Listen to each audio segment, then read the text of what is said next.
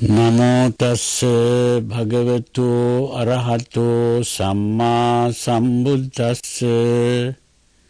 Namo tassa bhagavato arahato samma sambuddhassa. Namo tassa bhagavato arahato samma sambuddhassa. Homage to the Blessed One, the Perfect One, the harmoniously awakened one.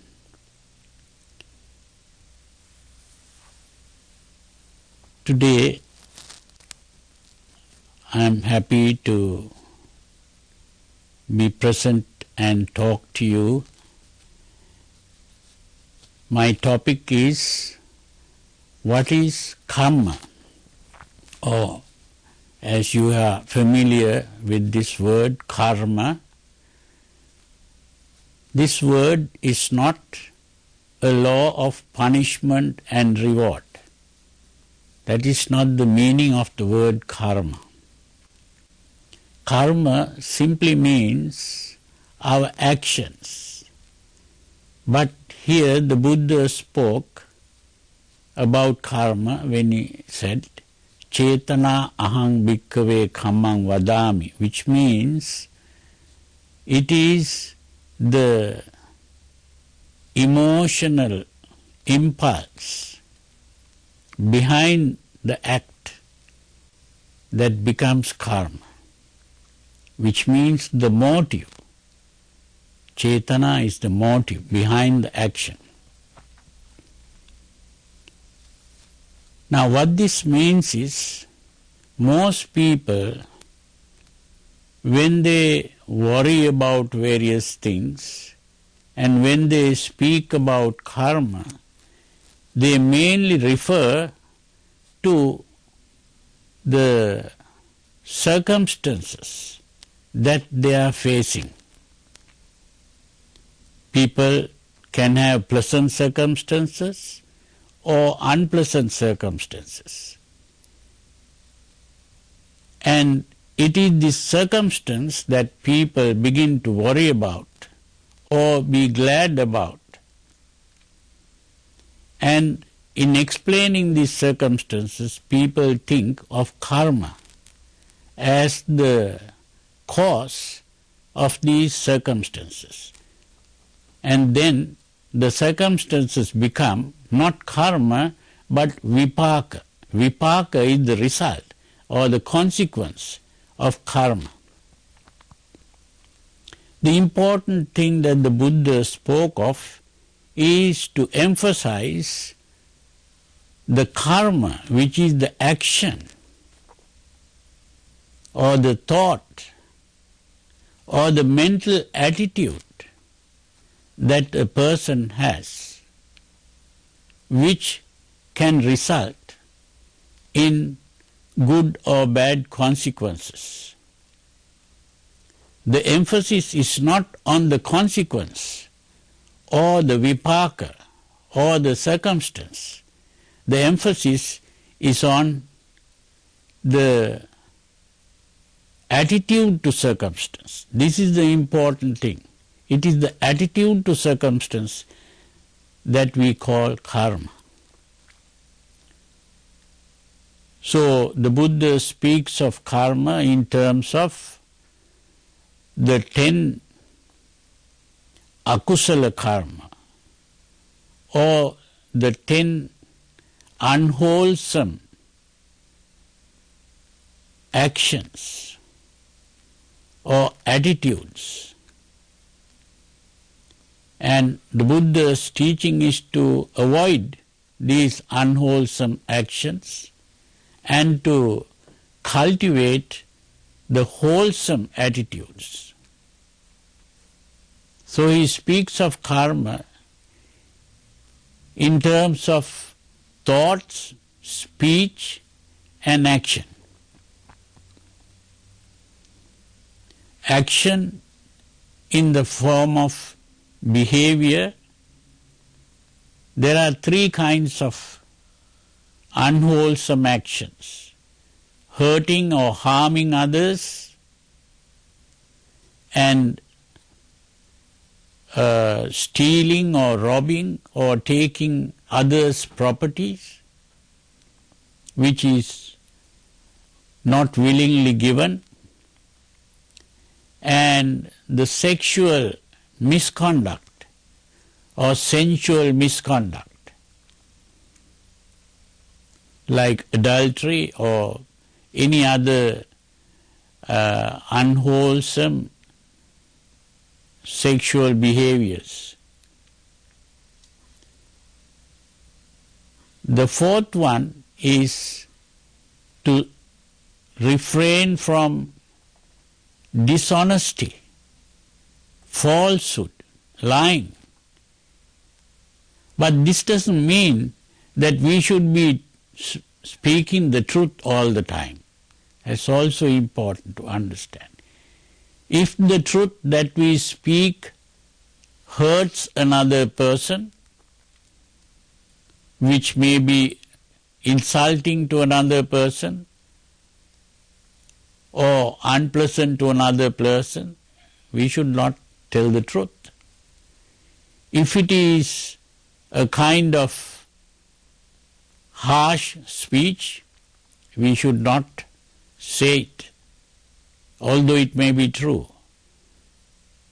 We should not also speak the truth if it brings two people against each other, which means carrying tales around or gossiping. That sort of speech, even if it is true, should not be used. And the other is all kinds of speech that is maybe a truth, but it is a bad kind of low-level speech, idle speech, which may be harmful to people, even if it is not directly harsh speech, not directly putting two people against each other, but it may be bad speech. Then, of course, that means there are four kinds of good speech, or we have to avoid four kinds of evil speech there. Then the fifth point is not to be taking intoxicants. Now, really, when we speak of the 10 unwholesome actions, the taking intoxicants is not really included. But if we take intoxicants, we lose our proper sense of mind, and therefore we might commit all the bad deeds. Then there are three things that should be avoided, which are mental actions or mental thoughts, and that is greed or desiring other people's things, and the second is the thoughts to hurt others, evil thoughts of hurting, harming, taking revenge, that sort of thought. And the other, third kind of thought to be avoided is bad views or opinions, which are called miccha ditthi, bad views. Bad views means certain views, certain notions or beliefs that lead to unwholesome behavior or encourage unwholesome behavior. So these are the 10 kinds of bad behavior to be avoided or unwholesome behavior to be avoided. 3 kinds of physical actions, 4 kinds of speech, and 3 kinds of thoughts. And these 10 kinds of unwholesome actions are rooted in 3 states of mind, what is called lobha, dosa and moha, which in translation can mean lust, hate and delusion. Lust is the desire for pleasure, hate is the hatred of pain or unpleasant things, and the delusion is to think in terms of mine and myself. In other words, the self-centered notion. The self-centered notion begins to be the root of all the evil actions. So the good actions are just the opposite of these things. To avoid hurting others, to avoid stealing or robbing, to avoid sexual misbehavior, to avoid falsehood or lying, to avoid hurtful speech or harmful speech, to avoid putting people against each other, to avoid useless chatter, and the thoughts as greed, hatred and delusion. And really greed, hatred and wrong views. So these are the things to be avoided, and they are good behavior, good actions which are rooted in the absence or non-lust, non-hate and non-delusion. That means the unselfish acts. So this way, good actions and bad actions have been described as good karma and bad karma. And why these things are bad is simply not because this is going to create a rebirth in hell, or good actions creating a rebirth in heaven. That is not the real motive. The motive is simply to be compassionate and friendly to all beings, so that we don't hurt or harm others, so that this whole thing is based on what is called universal benevolence, metta or maitri, rather than thinking in terms of punishment and reward. So the important thing is that karma is not just a law of punishment and reward, but it is a wholesome attitude of mind which brings happiness to oneself as well as others. So this is the important thing about the Buddhist concept of karma.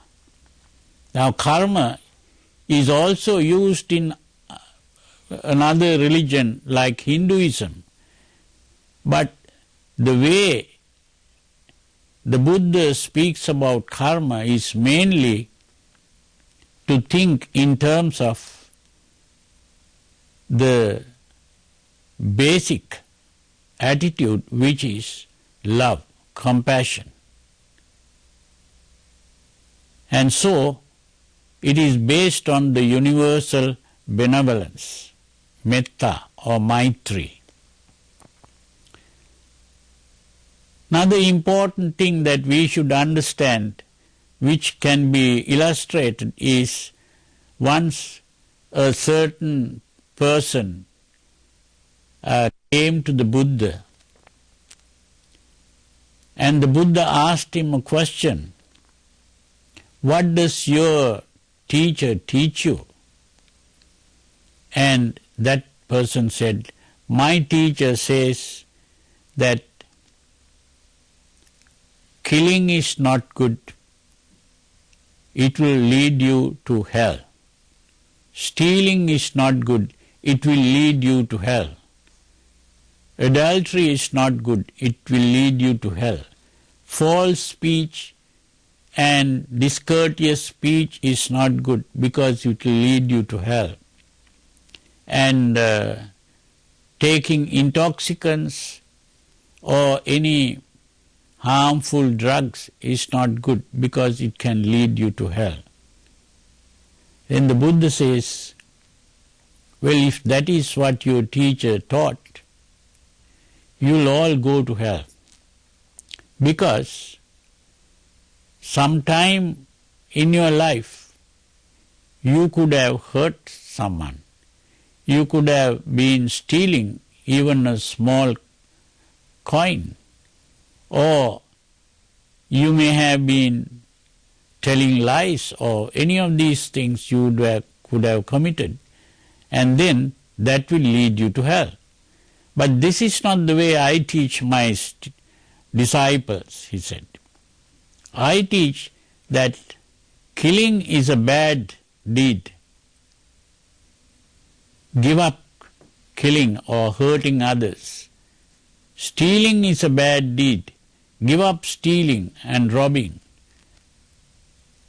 Sexual misconduct is a bad deed. Therefore, give up this. Speaking false speech is also not good, or any discourteous speech is not good. Therefore, give up this. Taking intoxicants is not good. Therefore, give up this. So, saying this, my disciples, after I have explained this, they begin to give up these things and they begin to practice universal benevolence. They practice thoughts like, may all beings be well and happy. May all beings be well and happy. That's the kind of thought. And also the thoughts of compassion, where they begin to think, just as I should be well and happy, may all beings be well and happy. That means to consider others as important as oneself, making no distinction between oneself and others, just as a mother would treat the child with love and compassion. The child's happiness is the mother's happiness. The child's unhappiness is the mother's unhappiness. Compassion. And when a person cultivates this compassion, that person's mind becomes unselfish, completely selfless. And when that happens, this person's unhappiness, sorrows, grief disappears, because all sorrow, grief, unhappiness is self-centered. And when a person becomes completely unselfish and selfless, that person becomes a happy person. So he enjoys the happiness not of gaining things, but the happiness of selflessness. And when this happens, he can look within himself, but not think in terms of a self. And this way, when the mind is introverted or focused within, the mind becomes calm and tranquil. And when the mind becomes calm and tranquil and peaceful, whatever happens in the world, whether it is gain or loss, fame or ill fame, praise or blame, pleasure or pain, whatever happens in the outside world, it doesn't trouble or disturb the mind of this person. That state of mind is the real, peaceful, happy mind.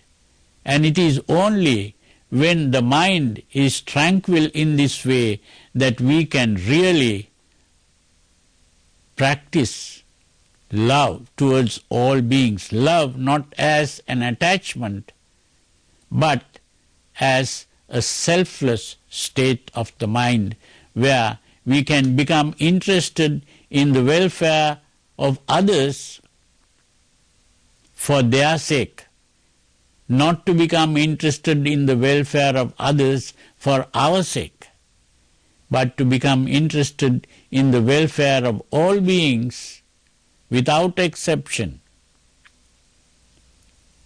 in a selfless way. And this is possible only when our mind is calmed. Why? Because all the emotional excitements of the mind are self-centered, whether it comes in the form of a desire, or whether it is coming in the form of a hatred, or whether it comes in the form of a fear, or whether it comes in the form of a worry or anxiety, all that is self-centered. When the mind is selfless, free of selfishness, that mind is a happy mind. And it is with this happy mind that we can speak to others in a pleasant way and act towards others in a pleasant way. So this way we make ourselves happy and we also make others happy. And that is how we become truly good people.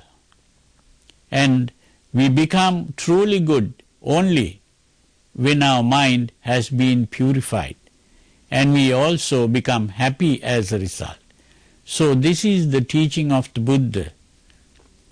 And this teaching of the Buddha, as it is understood in this way, we don't have to worry about whether we are going to be living another life after death.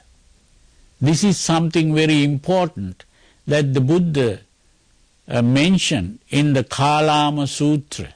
The Kalama Sutra is a famous sutra, well known to Buddhists, where the Buddha speaks about truth. This is where, when someone came and asked the Buddha, so many people come to us and speak about various ideas, and these ideas are all based on dogmatism. They begin to say that their view is the right view and all other views are wrong. So we are unable to make a decision what is right and what is wrong. So the Buddha said, don't go by what other people say. Don't go by traditions. Don't go by just believing whatever a person says. Don't go by reasoning or logical reasoning. Don't go even by direct observation. Don't accept anything as a truth. But whenever you know that when a certain thing is good, it is regarded as good by the wise, and it leads to the happiness of oneself and others, then you should be doing good. When it leads to the unhappiness of oneself and others, then you should not be doing that. So what is important here is not whether a statement is true or false. The important thing here is whether a statement or even an action is good or bad. So in other words, the important thing that the Buddha taught was the difference between good and bad, not what is true and false. Because the Buddha said everything is simply a statement which could either be good or bad. There is no such thing as a truth or falsehood in the world. What we can talk about is what is good and what is bad. This is why when a person came once to the Buddha and asked, "What do you teach? Is there something that you teach?" And the Buddha said, "I teach doing what is good and not doing what is bad." So doing good and avoiding bad is the teaching of the Buddha. This is why the Buddha said to refrain from all evil, to do what is good, to purify the mind. This is the teaching of all Buddhas. So this is the important thing to realize. And so I am very happy today to have been sharing my thoughts with you. And I hope you understood the teaching of the Buddha. May you all be well, peaceful and happy. Thank you.